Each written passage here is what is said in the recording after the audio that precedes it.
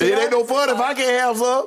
So Mike Williams said, hey, I want some of that with AB. And Chris Godwin will get it. Whatever that was, that's what I want. Yeah. Keenan Allen said, sign me up. Skip, a lot of times when you think wide receivers going against cornerbacks, but me, I looked at it from the front to the back. Man, they ain't got no pass rush. I'm be able to, I can be able to take my time. I ain't got to be in no hurry. I ain't got to speed no routes up because I know y'all can't do nothing. As opposed to playing Kansas City, and I got DT, got Neil Smith, got to worry about those guys. Or we used to play Minnesota in the old dome with Chris Doman, rest his soul, Johnny Randall, Hank, Henry Thomas. You like, man, it's going to be a tough sled, not because of what they had on the back end, it's what they could do up front. Y'all can't do nothing up front, and your back end suspect. Is it? I see big things in Keenan Allen's future. I see a big day.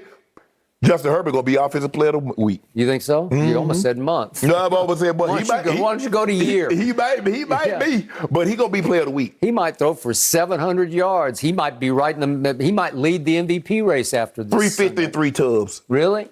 Okay. Why don't you go to 400? You can't go to 400 if you're going to have some fun. 350, 3 tubs to do. Really? I mean, whatever Brady got, that's what he'll have. He'll have very similar numbers to Brady, if not better. 379. You can't even outdo the 44-year-old. Yeah, he'll be there. He say, well, Brady did that, and I'm 24. Yeah. Brady did that at 44. Mike Williams, I love you. I needed you. I thank you. This is just what the doctor ordered for my hard luck Dallas Cowboys, my snake-bitten Dallas Cowboys. Trevon Diggs, are you listening? Yeah. Anthony Brown, are you listening? Anthony Brown, Jordan Lewis, are you listening? Yeah. Donovan Wilson, come on down. Yeah. Mr. Kazee, did you see what Kazee did to Chris Godwin at the 2-yard line? Yeah. He disconnected Chris from the football. Okay. Did he not? Yeah, it was he a did. big play in the game. It was a game saver, right? Yeah. Hey, we've even got Malik Hooker. He's going to get in on the act a little bit. So I'm kind of liking my back end. Oh, you like your back And end? he's going to get kicked. Can Dorrance Armstrong do any worse than Randy Gregory did? Oh, no. I want y'all to hear Randy Gregory. Terrell Basham, can he do any worse than D-Law? I want you guys to hear this. Because this is the same guy that loved this Cowboy, been talking about Randy Gregory, and now he bashing it. But Skip, let me ask you a question. Who gives somebody more bulletin board material than Jerry Jones and Stephen Jones? Talking about how all you done is talking about how great your team is, how talented you are. Oh, this team got as much talent as those Super Bowl teams. You right, Jerry. Does Jerry ever say how bad the opponent is going to be? No, he just talking about how good he is. They're like, oh, so what are we, fettuccine? We chop suey?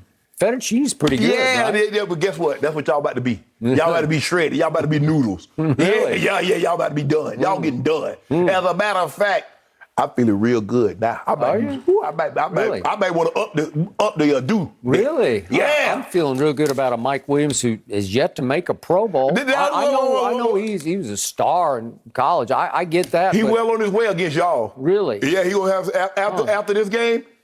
He had a nice game at Washington. He had 12 targets. He caught 8 for 82. Keenan Allen's a little better. Yeah. Obviously, he caught 9 for 100. Oh, and you talking about... I'm sure they'll do similar numbers against my secondary. Better. But my secondary has this contagious new gene in it, which is disrupting and creating turnovers. Oh, really? Yeah. So that's the new you. 4. At GOAT, we got 4 turnovers. And since you talk about route runners, Keenan Allen is one of the best in the league. I don't know if he's better than Amari, but we'll find out. It's close. Yeah. Ooh, stop on a dime. I'm seeing maybe 3 turnovers. We could force at least 3 if we got 4 off the GOAT, right? Yeah, I'm thinking Dak has 2 turnovers. Do you? Yeah.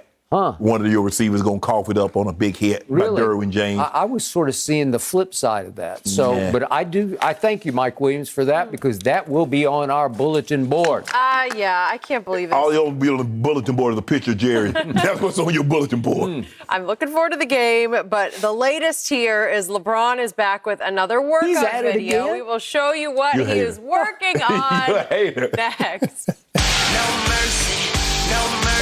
Now have a lot of front court depth as the team remakes itself with veterans in the hunt for another title. We're now joined by First Things First co-host and our NBA expert, Chris Broussard. First of all, congratulations. We love watching you. We're happy for you. But the question is this good news or bad news?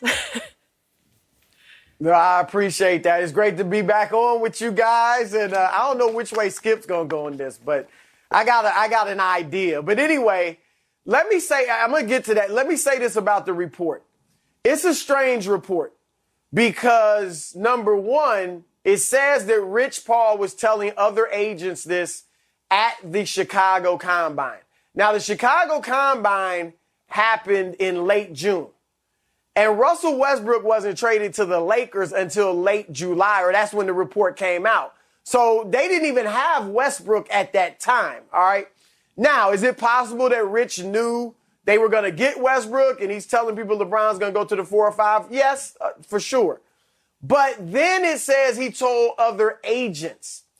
Look, Skip, you know this. I've known Rich well since LeBron's been in the league. Rich does not talk with other agents. All right. And you know this. The agent world is dog eat dog. All right. And Rich knows the other agents hate him or hate him in his business. And so there's no way he's yucking it up with other agents in Chicago telling them Lakers secrets and stuff like that. So now maybe was he telling GMs, possibly, team executives from other teams? Maybe. But all that said, I did talk with somebody this morning who would know what the situation is. And they said, indeed, the plan is for LeBron and AD to play the 4 and the 5. All right. And Westbrook will be at least listed as the point guard. And I say listed because the Lakers' plan, I'm told, is to basically play positionless basketball. And so, yes, Westbrook will be listed as the point guard, but obviously LeBron will have the ball in his hands a lot like he usually does. They do like the idea of LeBron being closer to the basket. He'll get the ball in the paint. He'll get the ball at the elbow. He'll be the screener on pick and roll with Westbrook. And they think that him getting the ball in those spots will be great for the team because he's such a great passer that he can feed other players. So that's the plan. I think we all would agree it's a good move to put Anthony Davis at the 5. I mean, that makes all the sense in the world. So is it good? You guys know I would like LeBron to be the point guard. I do think in this setup at the end of games, he's going to have the ball in his hands.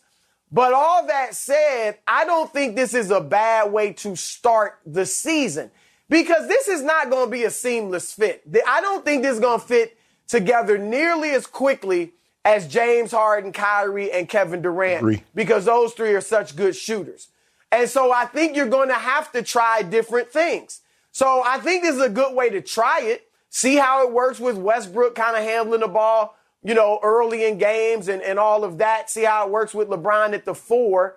And if it doesn't work, then you can always move. Now, Westbrook did show the willingness in Houston to do different things, to do, at least try to do whatever he could to help the team win. So I would assume that if they want to take him off the ball and it's just not working, he'll at least try to make that happen. But I think they're going to have to try a lot of different things before they get the actual fit that they want. So that said, I don't have a problem with them starting this way. I just found it out. I like it because it shows me that guys are willing to compromise and willing to sacrifice because we know how bad AD doesn't like to play the 5. He doesn't like to have to deal with DeAndre Jordan and Joel Embiid and Nikola Jokic, all those bigs. Now, they don't have the 4s for LeBron. There is no Tim Duncan, Kevin Garnett, Rasheed Wallace, Karl Malone, guys like in the 90s where the 4s basically played with their back to the basket. That's not how they play now. Most of the 4s are stretched. They're shooting 3s. They're in the mid-range. They're really not posting like they once did. So that's easy. But, Chris, for me, it makes no sense for AD to start the 5 when you just signed Dwight Howard and DeAndre Jordan. Now, I can see the way they played in the finals last year and in the playoffs down the stretch where you go AD with the 5 and LeBron and KCP, Caruso, and Rondo. Okay, I get that. But to start that and have, so what is Dwight? What did you get Dwight and DeAndre, DJ for? That's where it's confusing to me. I don't have a problem if the guys are willing to sacrifice